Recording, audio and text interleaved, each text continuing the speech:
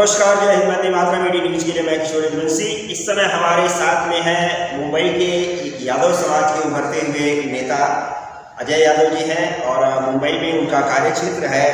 इस समय OBC, ST और माइनॉरिटी सेल के संयोजक हैं और शिवसेना के जो वाहतुक विभाग है उसके सचिव के पद पर कार्यरत हैं। और इन्होंने पिछले दलित और जो भी ओबीसी समाज के नेता हैं यहाँ पर उनसे सबसे संपर्क किया है और सबको एकत्रित करने का जो प्रयास इन्होंने किया है वो बहुत ही सराहनीय काम है। और हर उत्तर भारतीय ये चाहता है कि समाज में उसकी एक भागीदारी हो, एक हिस्सेदारी हो, सत्ता में उसकी एक भागीदारी हो, हिस्सेदारी हो। और इसी के तहत लोगों ने एकत्रित होने का जो मन बनाया है उसके मुख्य कर्णधार जो है अजय यादव जी रहे हैं। और उस प्रयास को इन्होंने कहाँ तक अभी तक सफलता पाई है और उसमें कितना इन्होंने परिश्रम किया है और कौन कौन से लोग हैं जुड़ रहे हैं, यही हम जानने के लिए आज हम अजय यादव जी के साथ में हैं। यादव जी, AT न्यूज़ में आपका हार्दिक स्वागत है। बहुत बहुत धन्यवाद किशोर जी। पहले ये बताइए कि आपने जो एक भगीरथ प्रयास शुरू किया था वो कहाँ तक सफल हुआ?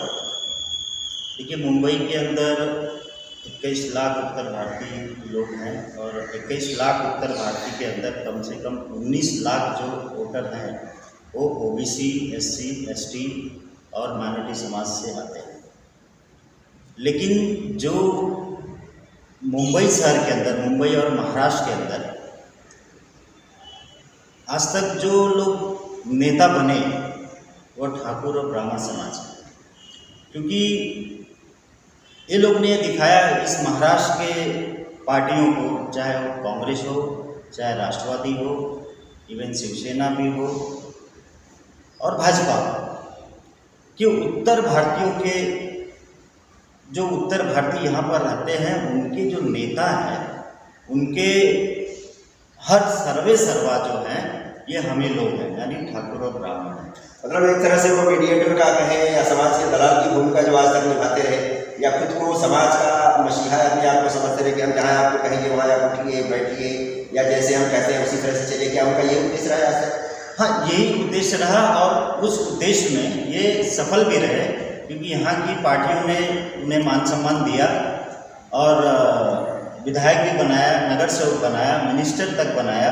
लेकिन मेरा यहाँ की जो पार्टियाँ हैं, कांग्रेस है, शिवसेना है, राष्ट्रवादी कांग्रेस है और भारतीय जनता पार्टी, कि ये जो लोग जो आपके पास हैं ये उत्तर भारतीयों के नेता नहीं हैं, क्योंकि इनका जो वोटिंग आप परसेंटेज है वो देखेंगे तो 6ठे नंबर पे आते हैं।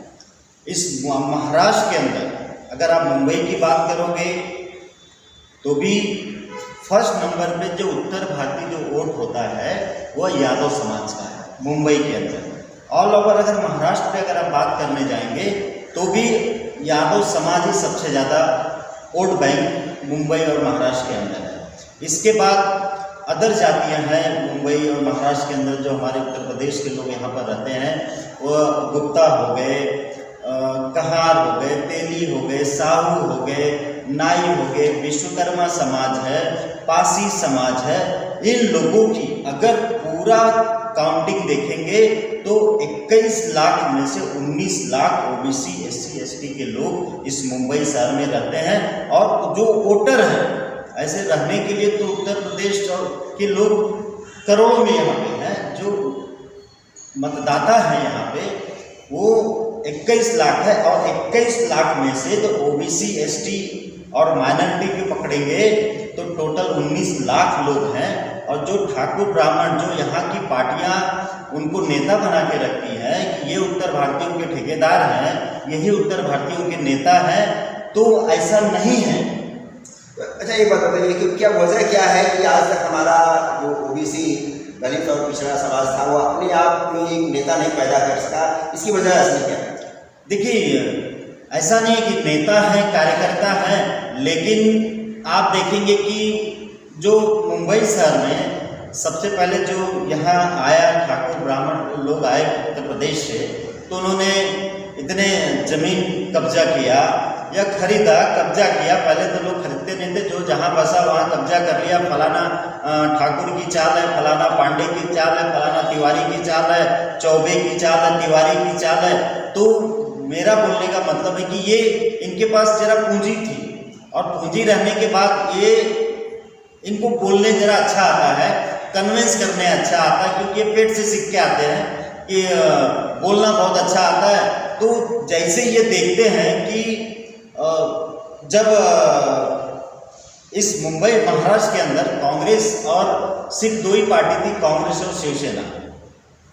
तो कांग्रेस और शिवसेना जब थी तो उत्तर भारतीयों में जो पहले थे तो रमेश दुबे थे, चंद्रकांत त्रिपाठी थे, स्वर्गीय राम मनोहर त्रिपाठी जी भी थे, श्रीकांत उपाध्याय जी थे, और इसके बाद कृपा शंकर सिंह हुए, रमेश सिंह हुए। ये इतने चालाक जो जातियां हैं, ये ठाकुर और ब्राह्मण इतने चालाक होते हैं कि जैसे ये देखेंगे कि कांग्रेस का अच्छा चल रहा है ग्राफ, तो फटाक दे वहाँ पे जाएंगे। इसके बाद ये दिखाएंगे, और जो अदर कास्ट के लोग जो ओबीसी एससी एसटी को इस तरह के बुलाते हैं कि भाई बाटी चोखा रख रहे हैं आइए, और लाई चूड़ा रख रहे हैं आइए, और अपनी पार्टी के नेताओं को दिखाते हैं। ये नहीं कभी बोलेंगे कि हमने खाने पे बुलाया है, और पार्टी में दिखाएंगे देखिए पूरा उत्तर भारतीय समाज हमारे साथ है। लेकिन ये आज तक ओबीसी एसटी और माइनॉरिटी के लोगों को भी यह जो नेता ठाकुर ब्राह्मण मुंबई से महाराष्ट्र की सत्ता में राज करते आए हैं हमारे दम पर, यानी कि ओबीसी एसटी और माइनॉरिटी के वोट के दम पर यह राज करते आए हैं। आप सोचिए कि 21 लाख में से सिर्फ 3 से 3.5 4 लाख वोटर सिर्फ ठाकुर ब्राह्मण है, और 19 लाख लोग जो हैं उनको ये मूर्ख बना के मीटिंगों में बुलाते हैं। इसके बाद अपनी पार्टियों को दिखाते हैं कि भाई आप पूरा उत्तर भारतीय समाज हमारे साथ है।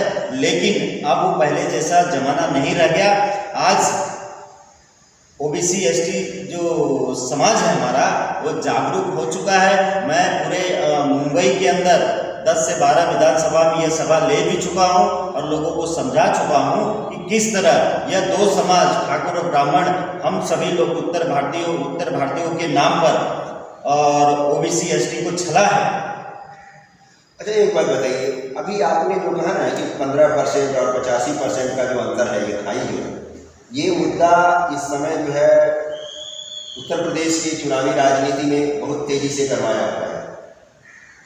85% और 15% का जो मुद्दा है वो उत्तर प्रदेश की भी राजनीति में चल रहा है। ये लगभग आपके फार्मूले पर वहाँ भी लोग चर्चा कर रहे हैं। तो ये बात कैसे समझ में आएगी, वहाँ के लोगों को क्या कहना चाहिए? देखिए, मैं तो उत्तर प्रदेश में जो यहाँ पर मेरे भाई बहन दोस्त सब रहते हैं, उनसे भी यह निवेदन करूँगा कि अगर उत्तर प्रदेश में ओबीसी एसटी और गरीबों के लिए अगर कोई सरकार अगर आपको खड़ी करना है तो यहाँ से जाइए। जो उत्तर प्रदेश के अंदर माननीय अखिलेश जी, माननीय मुलायम जी, ओम प्रकाश राजभर, ये जो लोग हैं ओबीसी एसटी की राजनीति करते हैं, उनका साथ दीजिए। क्योंकि आज तक भाजपा के साथ जितने लोग रहे ओबीसी एसटी जो समाज के नेता रहे, उनका सिर्फ भाजपा ने शोषण किया है, और उनके समाज को कुछ मिला नहीं है। सिर्फ शोषण करके जब तक उनका उपयोग था उपयोग किया, और फिर इसके बाद उनको उनके रास्ते पर छोड़ दिया है। और मैं कुछ दिन पहले देखा कि माननीय योगी आदित्यनाथ जी ने यह बोला कि अभी यह जो लड़ाई है 80 और 20 के बीच के लोगों की है, यानी 80 और 20 के लोगों की, सीधा उनका मतलब है कि हिंदू और मुसलमान की लड़ाई। लेकिन यह आज के डेट में सांप्रदायिकता न उत्तर प्रदेश का कोई चाहता है, न बिहार का चाहता है, न महाराष्ट्र के लोग चाहते हैं, न हिंदू चाहता है, न मुसलमान चाहता है। ये जो लड़ाई है यह 80 और 20 की नहीं है। यह जो लड़ाई है आज उत्तर प्रदेश के अंदर, यह जो लड़ाई है 85 और 15 की।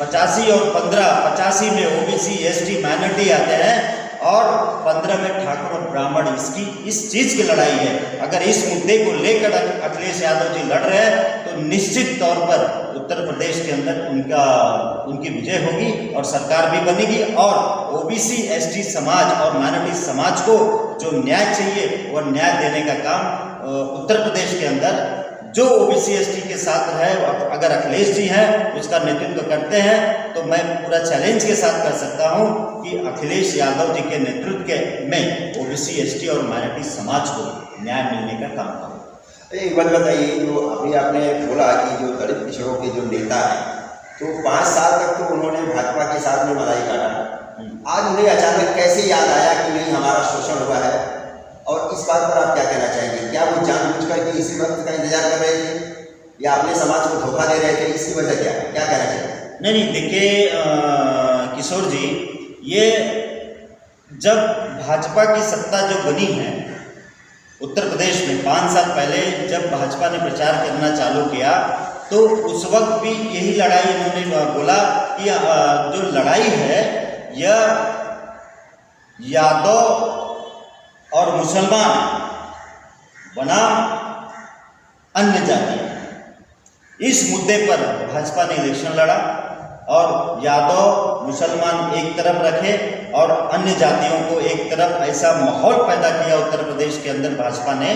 और उस माहौल का इनको फायदा भी मिला क्योंकि वहाँ ऐसी लड़ाई इन्होंने लड़ा दिया, ऐसा भेदभाव पैदा कर दिया समाज के अंदर। यादव को मुसलमान, मुसलमान को यादव से लड़ाने का काम किया और ब्राह्मण और ठाकुर को यादव से लड़ाने का काम किया।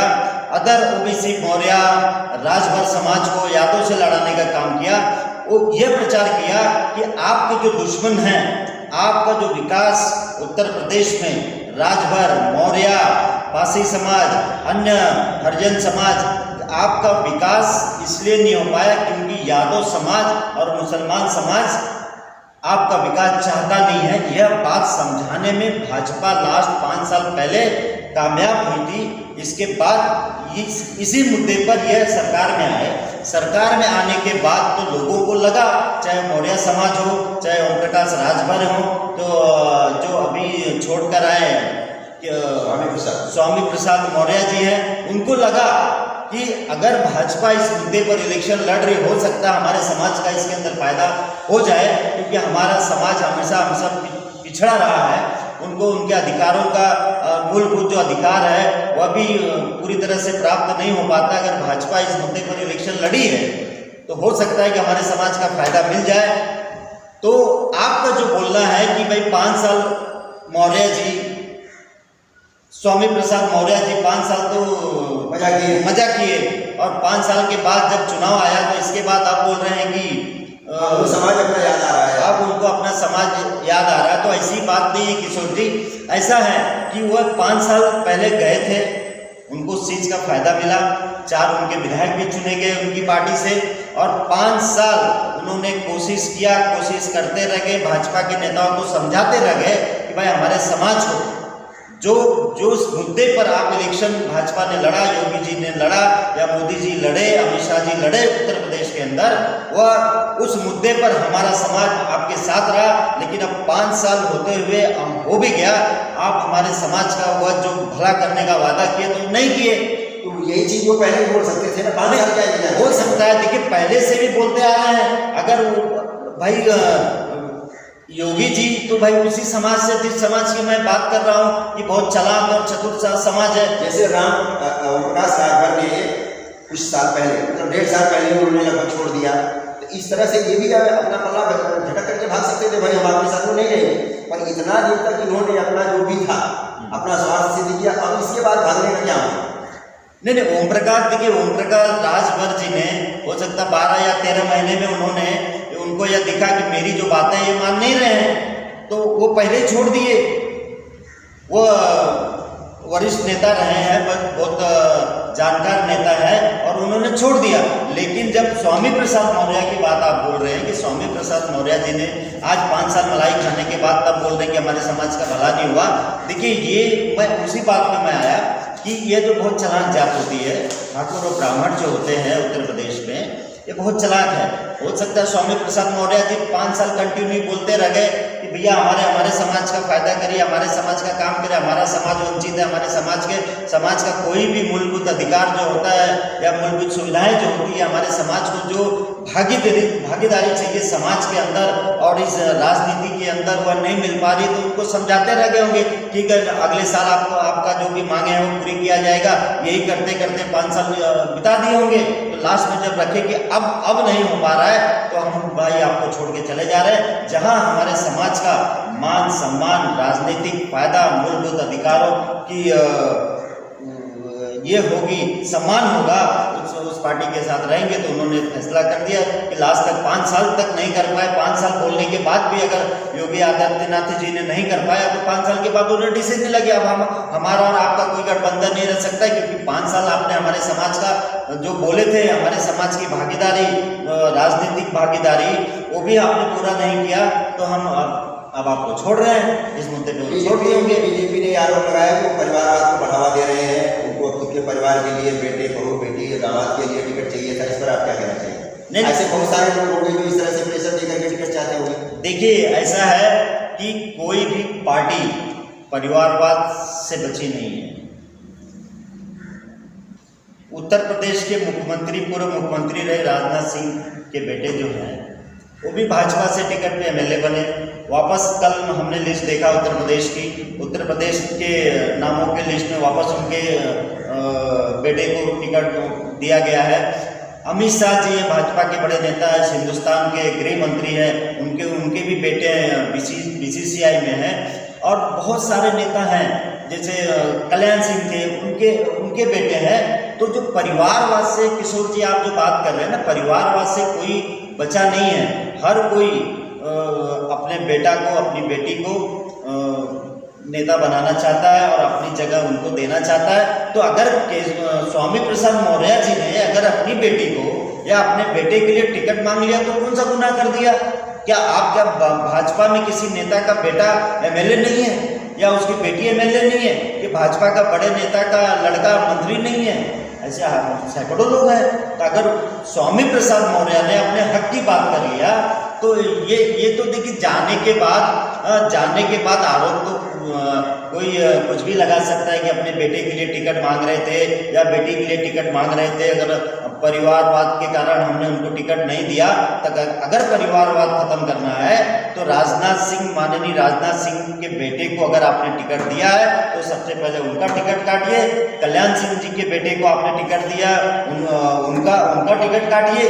इसके बाद जो भी आदित्यनाथ के कई रिश्तेदारों को, आदित्यनाथ जी के कई रिश्तेदारों को भी टिकट दिया गया, उनका काटिए। तब इस मुद्दे पर आप बात कर सकते हैं। अगर आप पूरे दूध के धुले हो तो ही आप परिवारवाद के खिलाफ बात कर सकते हो। परिवारवाद से कोई भी पार्टी, न सपा बची है, न भाजपा बची है, न बसपा बची है, कोई पार्टी नहीं बची है। तो परिवारवाद अगर भाजपा के लोग बोलते तो पहले अपने गिरेबान में झांक कर देखे कि आपने क्या किया है, तब आप दूसरे के ऊपर उंगली उठा सकते हैं। एक बार बताइए, योगी जी अयोध्या से चुनाव लड़ने जा रहे हैं, उनका क्लियर फंडा है कि भाई हमारा जो है मंदिर मुद्दे पर हमारा अगला टारगेट कहें या अगला उद्देश्य कहें, अगला निशाना कहें, मथुरा है। तो समाजवादी पार्टी के पास ऐसा कौन सा मुद्दा है जिसको लेकर के? देखिए, जो भाजपा पार्टी आज 25-30 साल 40 साल से इलेक्शन लड़ रही, हिंदू मुसलमान मंदिर और मस्जिद, इसी मुद्दे पर हमेशा लड़ाई इनकी रही है और कभी जीत नहीं पाए। और एक मुद्दा था कश्मीर मुद्दा, और पिछले 5 साल से अब जो ये मुद्दा था इनका, राम मंदिर का मुद्दा, हिंदू और मुसलमान मुद्दा, कश्मीर मुद्दा, सभी मुद्दे इनके खत्म हो गए। रही भाजपा के उत्तर प्रदेश की बात, कि योगी आदित्यनाथ जी ने इसके पहले भी लड़ा, हिंदू मुस्लिम पे लड़ा, अब उनके पास कोई मुद्दा नहीं रहा। राम मंदिर मुद्दा भी नहीं रहा, कश्मीर मुद्दा भी नहीं रहा, हिंदू और मुसलमान भी मुद्दा नहीं रहा, क्योंकि आज हिंदुस्तान का भी हिंदू हो या मुसलमान, कोई भी आपस में लड़ना नहीं चाहता है। क्योंकि हिंदू और मुसलमान की जब लड़ाई होती है तो उसके अंदर ज़्यादा नुकसान पब्लिक का होता है, और यह बात जनता समझ चुकी है। इसलिए हिंदू मुस्लिम की अभी बात भी नहीं रह गई है। दूसरा कि अगर अयोध्या इलेक्शन आप वो लड़ रहे हैं, भाई वहाँ के लोग उनका स्वागत भी कर रहे हैं, करिए। लेकिन अगर आप विकास के मुद्दे पर बात करें, आप किसी समाज के विकास की बात करें, उत्तर प्रदेश के विकास के मुद्दे पे अगर आपने 5 साल विकास किया है तो मुख्यमंत्री योगी आदित्यनाथ जी को विकास के मुद्दे पर इलेक्शन लड़ना चाहिए। अगर आप दावा कर रहे हो कि हमने उत्तर प्रदेश का विकास किया है, तो अगर हिम्मत है विकास के मुद्दे पर आप इलेक्शन लड़िए।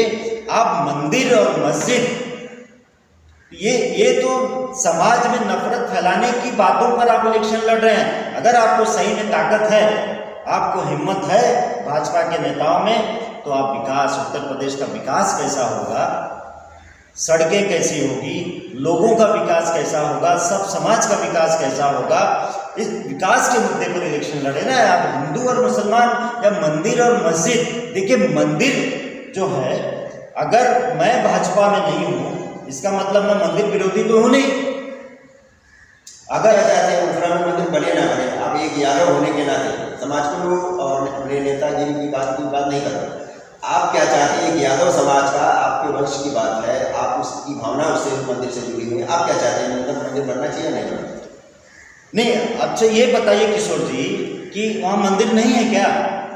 हम श्री कृष्ण के वंशज हैं और आज तक जो भी यादव हो, चाहे अन्य समाज के जितने लोग हैं, हिंदू भाई जितने भी हैं इस हिंदुस्तान के अंदर, अगर मथुरा जाते हैं तो मंदिर में ही जाते हैं। कृष्ण भगवान का मंदिर ही है, मस्जिद नहीं है।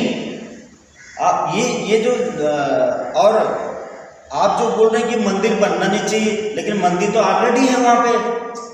यानी जिस तरह से आज अयोध्या का मंदिर बना है या काशी का जिस तरह से पुनरुद्धार हुआ है, उस तरह से उसका क्यों नहीं हो सकता? इस मुद्दे पर जैसे आप अपना विचार रख रहे हैं, तो आज अखिलेश जी क्यों नहीं अपना विचार रख रहे हैं कि हाँ भाई हमारा काशी मथुरा हमारी मतलब कि धरोहर है, यदुवंश की धरोहर है, तो अखिलेश जी को इस पर बोलना इस समय क्यों नहीं, परहेज क्यों कर रहे हैं? ऐसा नहीं, परहेज कहाँ किए?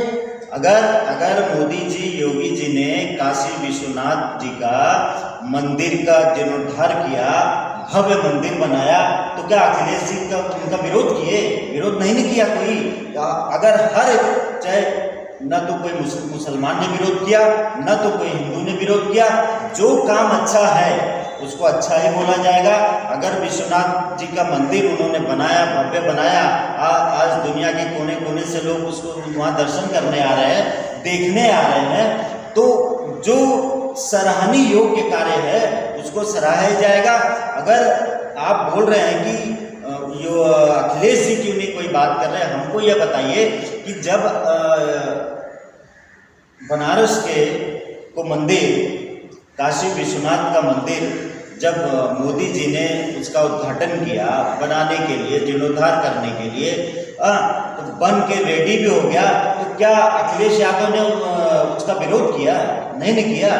हर हिंदू चाहता है कि मंदिर है तो मंदिर की जगह पे मंदिर बने, और कोई विरोध नहीं किया।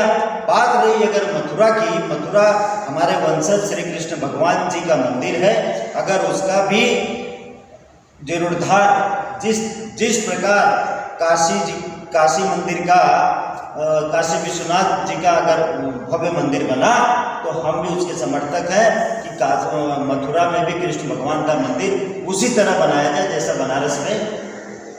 नहीं, इस समय उनको श्रेय जो लेने की होड़ मची हुई है, बीजेपी ये श्रेय लेना चाहती है। हमने जो है काशी का जीर्णोद्धार कर दिया, अब हम मथुरा का करने वाले हैं, हमको वोट दीजिए, हमने अयोध्या का कर दिया। तो हिंदू समाज को जो ये लालच दी जा रही है, तो क्या ये बात अखिलेश जी या मुलायम जी ये बात नहीं कह सकते कि भाई वो हमारी जो है धरोहर है, वो हम करेंगे, हमको लाओ चुनाव जिता करके हम करेंगे उसे? नहीं, देखिए हमारा पहले से हम लोग जातिवाद के खिलाफ कभी कोई बात नहीं करते हैं। मंदिर है भाई, वो बनाने जा रहे हैं, अगर अखिलेश यादव की सरकार आएगी तो वो भी बनाएंगे। तो अखिलेश जी को ये बोलना चाहिए कि नहीं कि भाई मेरी सरकार आप लाइए, जैसे आप बोल रहे हैं कि मेरी सरकार आ रही है या आने वाली है, ऐसे उनको बोलना चाहिए कि नहीं इस समय कि भाई मेरी सरकार अगर आएगी तो पहला काम मैं मथुरा का जीर्णोद्धार करूँगा। मुझे ये बताइए, क्या मंदिर मस्जिद बनाने से जनता का विकास होगा या उत्तर प्रदेश का विकास होगा?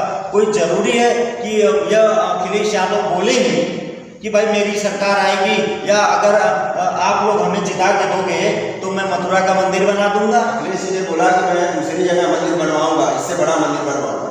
इस भावना को आप समझिए, अगर वो भावना हमारे रघुवंश की वहाँ से जुड़ी हुई है कृष्ण जन्मस्थली से, तो आप उस पर क्यों नहीं बोलते? दूसरी जगह तो लाखों करोड़ों मंदिर है हिंदुस्तान में, आप उसकी बात क्यों करते हैं? ये मेरा मुद्दा ये कि आप इस पर बोलिए ना, एक ही शब्द बोलिए, मैं जीत के आऊँगा, पहला काम मैं मथुरा मस्जिद का उद्धार करूँगा, मसरती रणभूमि का उद्धार करूँगा।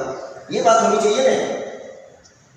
नहीं क्यों? इसलिए हमारा यादव समाज, मैं खुद बता रहा हूँ, इसलिए हमारा यादव समाज बटा हुआ कि दुनिया बोल रही है, हमारे अखिलेश क्यों नहीं बोल रहे? उनको ये डर है क्या कि मुस्लिम मतदाता हमारा नाराज हो जाएगा या कुछ ऐसा कुछ तो होगा ना। तो आप किसी की भावना से अपने चुनावी महल को या अपनी चुनावी राजनीति को कैसे चलाएंगे? ये वही मुद्दा है आज की तारीख में। बहुत सारे लोग सोशल मीडिया पर इस तरह से चर्चा कर रहे हैं। ये आज के डेट में किसी भी के भावनाओं से खेलने का सबसे ज़्यादा कोई काम करता है तो भाजपा के लोग करते हैं, चाहे उत्तर प्रदेश हो चाहे अन्य कोई राज्य हो। रही बात जो मथुरा की है, मथुरा में कृष्ण भगवान जी का मंदिर है। अगर भाजपा बना रही है, अगर वो मुद्दा बना रहे हैं कि भाई आप हमें जिता के दो, उत्तर प्रदेश की जनता जिता के देगी तो हम मथुरा का मंदिर बनवाएंगे, तो 5 साल तो आप थे ना, तभी क्यों नहीं बनवाया आपने मंदिर? आज आप फिर हिंदू और मुसलमान को लड़ाने की बात करते हैं। तो अखिलेश जी की जरूरत पड़ेगी तो बोलेंगे कि मंदिर जहाँ है वहाँ बनेगा ही, मंदिर को तोड़ के मस्जिद तो बनने वाला नहीं है। जहाँ मंदिर है, जिस प्रकार राम मंदिर जहाँ पे था, माननीय सुप्रीम कोर्ट का आदेश आया, उनके आदेश में मंदिर निर्माण हुआ, लेकिन उसका श्रेय भाजपा ले रही है, जो कि पूरी तरह गलत है। और उसी प्रकार जो मथुरा का मंदिर है, हमारे भगवान श्री कृष्ण भगवान का वहाँ मंदिर है, और वो मंदिर जहाँ स्थित है मंदिर वहीं बनेगा। यह जो लड़ाने का और झगड़ा करने का काम जो भाजपा कर रही है कि आप हमें जिता कर दो, हम मथुरा में कृष्ण भगवान का मंदिर बनाएंगे। अरे मथुरा में मंदिर पहले से है। और रही बात जो आप बोल रहे हो कि यह बात अखिलेश यादव क्यों नहीं बोल रहे हैं, क्योंकि मुसलमान, आपको लगता है कि मुसलमान वोट उनसे कट जाएगा। मुझे ये बताइए कि अगर अखिलेश यादव जी कृष्ण भगवान का जहाँ मंदिर है उस मंदिर को और अच्छे तरीके से बनाएंगे तो मुसलमान का उस मंदिर से और मुसलमान का क्या लेना देना है? या तो वही है, ये बात वही है। कृष्ण जन्मभूमि पे ही जो तोड़ करके मस्जिद बनी है, जैसे काशी विश्वनाथ की थी, ठीक वैसा ही विवाद वहाँ भी है। तो वहाँ इनको बोलना चाहिए ना कि मैं मस्जिद की जगह दूसरी जगह करूँगा या कानून की प्रक्रिया में लाऊंगा, कुछ भी करके मैं मथुरा का काम मैं करूँगा। एक यदुवंशी होने के नाते मेरी जिम्मेदारी योगी आदित्य से ज़्यादा बनती है, मेरे कहने का मतलब ये। और इसी बात का जो है गैर फायदा दूसरे लोग उठा रहे हैं। एक यादवों में बहुत सारे लोगों को ये गलत मैसेज जा रहा है कि अखिलेश जी को इस पर बोलना चाहिए, उनका हक बनता है बोलने का, वो क्यों नहीं बोल रहे? उनकी चुप्पी का कारण क्या है? ये मेन मुद्दा ही है। इससे उनको नुकसान हो। बहुत सारे यादव उनके खिलाफ भी जा सकते हैं, लेकिन तो कुछ फायदे के लिए आप अपना ही नुकसान कर रहे हैं, अपने ही परिवार में विभाजन हो रहा है। देखिए किशोर जी, वहाँ पे कृष्ण भगवान का मंदिर था, पहले से था, है और कृष्ण भगवान का मंदिर रहेगा। रही बात की वहाँ पहले मस्जिद थी, उसको तोड़कर मंदिर बनाया गया, यह मुद्दा भाजपा उठा रही है। तो देखिए कि राजनीति करने के कई पहलू होते हैं। हो सकता है कि अगर माननीय अखिलेश जी यह बोल दें कि भाई मेरी भी सरकार आएगी, मेरी सरकार आने के बाद वहाँ पर जहाँ कृष्ण भगवान का मंदिर है मैं वहीं भव्य मंदिर बनाऊंगा। तो जिस प्रकार आप जानकारी दे रहे हैं कि वहाँ पहले मस्जिद थी, लेकिन कोई मुसलमान तो बोल नहीं रहा है कि वहाँ पहले मस्जिद थी और वहाँ कृष्ण भगवान का मंदिर बना हुआ है। या अगर मुसलमान उस चीज़ का विरोध करे तब तो किसी भी पार्टी को या समाजवादी पार्टी को यह तकलीफ होगी कि अगर मैं उस मंदिर मुद्दे पर अगर बोलता हूँ तो मेरा मुसलमान वोट बैंक खसक सकता है। लेकिन मैं आपको बता देता हूँ किशोर जी, आज के माहौल में अब कोई भी हिंदू और मुसलमान मंदिर और मस्जिद का झगड़ा नहीं चाहता है। अगर वहाँ पर मंदिर है, हमारे वंशज श्री कृष्ण भगवान जी का मंदिर है, जन्म स्थान है और मंदिर है, जन्म स्थान है, तो वहाँ मंदिर ही रहेगा। कोई भी हमारा मुसलमान भाई, हिंदुस्तान का कोई भी मुसलमान भाई इसका विरोध करने वाला नहीं है। यह भाजपा सिर्फ और सिर्फ उत्तर प्रदेश के अंदर जातिवाद की भावनाओं को भड़काकर यह चुनाव लड़ना चाहती है, जो होने वाला नहीं है और हो भी नहीं सकता है। जरूरत पड़ेगी तो अखिलेश यादव भी बोलेंगे कि जहां मंदिर है वहां मंदिर बनेगा। हम शिवसेना के कार्यकर्ता हैं, हम भी उसके समर्थक हैं। कृष्ण भगवान का अगर वहां मंदिर है तो मंदिर ही बनेगा, मस्जिद नहीं बनेगी। अच्छा सुनिए, जैसे राम मंदिर का मुद्दा जो है 500 साल तक चला, बहुत सारा उसमें विवाद हुआ, कोर्ट कचहरी सब कुछ हुआ, तो मुस्लिम पक्ष जो था, मुस्लिम समाज जो था, वो उसमें बढ़ चढ़ के आगे नहीं आया और लोग विवाद को बढ़ाते चले गए। तो क्या इस बात से आगे की सीख लेकर के आप मुस्लिम समाज से ये अपील करेंगे कि मुस्लिम भाई जो है इस विवादित जो है मस्जिद को हटा करके वो दूसरी जगह लें और हमारे कृष्ण जन्मभूमि को खाली करें? तो इससे यादव में जो MY का फैक्टर है, मुस्लिम यादव का फैक्टर जो आज लोग बोलते हैं कि अखिलेश की ताकत मुस्लिम और यादव समाज, तो क्या इसको एक नई ताकत दी जा सकती है? आप अपील करिए मुस्लिम समाज से। वो उसका मुद्दा जो है वो कोर्ट में फिर से चला गया है, तो ये कोर्ट की प्रक्रिया में जाने के बाद तो सालों साल, सैकड़ों साल लगेंगे। तो क्या मुस्लिम समाज को आगे बढ़ करके इस मुद्दे को खत्म करने के लिए ये पहल करनी चाहिए? देखिए, पहले तो आपको मैं बता देता हूँ आपके चैनल के माध्यम से कि उत्तर प्रदेश में माननीय अखिलेश यादव जी के साथ सिर्फ यादव और मुसलमान नहीं है। अखिलेश जी के साथ कुशवाहा समाज है, अखिलेश जी के साथ मौर्य समाज है, राजभर समाज है, हरिजन समाज है, पासी समाज है। ये सारे समाज हैं, ये सारे समाज जो आए हैं मौके की नजाकत को देख करके।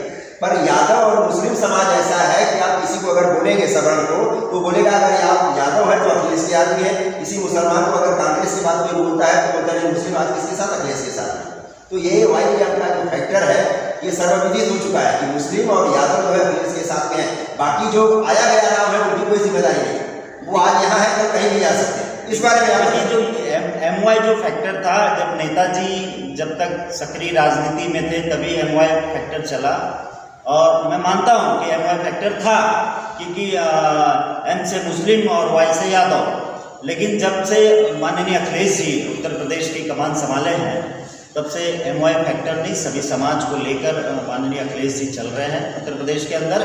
और अभी जो आप बोल रहे हैं कि अभी जो लोग आए हैं ये तो नेता हैं किशोर जी, ये नेता हैं, लेकिन जो समाज के कार्यकर्ता हैं, समाज के लोग हैं, यह पहले से माननीय मुलायम जी नेताजी को चाहने वाले लोग हैं, उनको वोट करने वाले लोग हैं। अखिलेश यादव जी को भी यह समाज वोट करता है। ठीक है, अभी जो नेता आए हैं, नेता तो आते और जाते हैं, कल आज यहाँ है, कल कुछ होगा तो कल कहीं और भी चले जाएंगे। वही बात मैं कह रहा हूँ कि जो डेडिकेशन मुस्लिम और यादव समाज में है वो दूसरे समाज में नहीं है, वो आते जाते नहीं। ठीक है कि देखिए जो नेता आते जाते हैं, लेकिन ठीक है, ऐसा नहीं कि पूरे के पूरे मुसलमान यह समाजवादी के साथी हैं, कुछ कांग्रेस के साथ भी रहते हैं। और मैं यह भी नहीं मानता हूं कि 100% उत्तर प्रदेश का यादव समाजवादी के साथ जुड़ा है।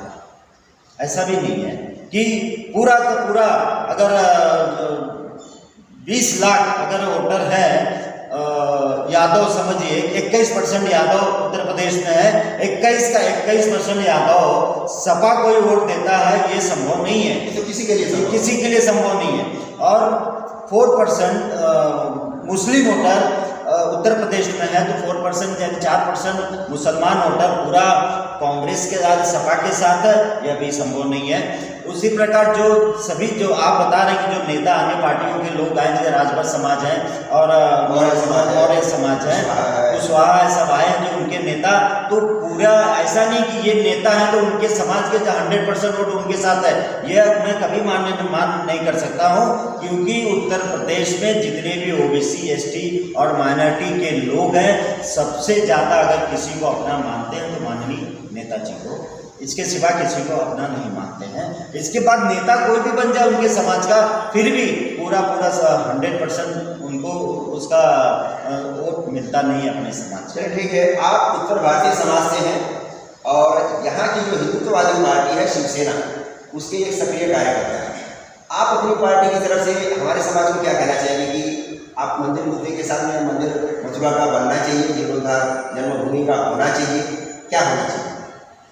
नहीं देखिए, जैसा भाजपा से हिंदुत्व क्या होता है यह हमको सीखने की जरूरत नहीं है। नहीं। क्योंकि हम जिस पार्टी से हैं और उस पार्टी के जो मुखिया रहे हैं वो पूरे हिंदुस्तान को आज तक जो तमगा माननीय शिवसेना प्रमुख को दिया गया वह हिंदू हृदय सम्राट, या आज तक पूरे हिंदुस्तान में किसी को नहीं दिया गया। हम उनके कार्यकर्ता हैं, उनके सैनिक हैं। तो जहाँ हिंदू की बात आएगी कि वहाँ पर अगर कृष्ण भगवान का मंदिर था तो मंदिर ही बनेगा और वहाँ पे मस्जिद नहीं बन सकती है।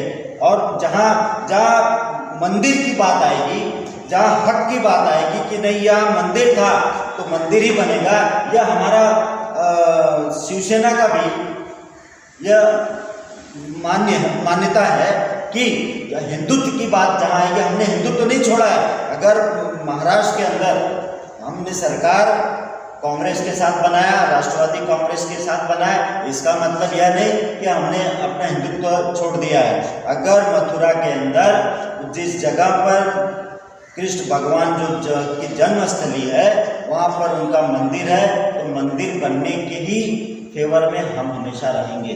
और रही बात अगर कि मुसलमान यह बोलेगा कि नहीं वहाँ पर मंदिर था, पहले मंदिर को तो मस्जिद था और मस्जिद को तोड़कर मंदिर बनाया गया है, तो मुसलमान ये देखिए बोलने की बात है, भाजपा सिर्फ लड़ाने की बात कर रही है। और जो आपने बोला कि भाई आपका क्या पक्ष होगा या आपकी पार्टी आप शिवसेना से है तो आपका क्या पक्ष रहेगा, तो हमारा खुला यह पक्ष रहता है कि अगर वहाँ मंदिर है तो मंदिर ही बनेगा और वो भव्य मंदिर बनना चाहिए। सरकार अगर अखिलेश यादव जी की आती है, हाँ सरकार किसी की भी आए, अगर भाजपा की आती है तो भाजपा बनाए, अगर सपा की आती है तो सरकार, जहाँ तक हम देख रहे हैं कि सरकार सर्व जाति धर्म को लेकर जो पार्टी चल रही है और वह है समाजवादी पार्टी, अखिलेश यादव जी हैं, सरकार उन्हीं की आने वाली है। और उनके भी राज्य में मंदिर अगर वहाँ भव्य बनाना है तो उनके राज्य में भी वहाँ मंदिर है तो मंदिर ही बनेगा। चलिए बहुत अच्छी बात है। देखिए ये थे अजय यादव जी, उत्तर भारतीय के समाज के एक उभरते हुए युवा नेता हैं, इसलिए कि ये शिवसेना में है और बहुत सारी बातों पर ये अपने मत को स्पष्ट तौर पर रखते हैं। यही सब जानने के लिए हमने इनसे आज मिलने का ये प्रयास किया है। मुझे ऐसा लगता है कि आप सबको ये मुलाकात पसंद आई होगी और भविष्य में भी किसी ज्वलंत मुद्दे पर लेकर के अगर हम इनसे बात करेंगे तो हम आपसे ज़रूर इन्हें मिलाएंगे। और AT न्यूज़ को आप हमारे YouTube चैनल को लाइक शेयर सब्सक्राइब करिए। आपकी भी कोई बात है, आप कोई बात अगर कहना चाहते हैं, समाज में कोई संदेश देना चाहते हैं तो आप मेरे नीचे दिए हुए नंबरों से बेझिझक संपर्क कर सकते हैं। AT न्यूज़ के लिए मैं किशोर रघुवंशी, नमस्कार, जय हिंद, वंदे मातरम।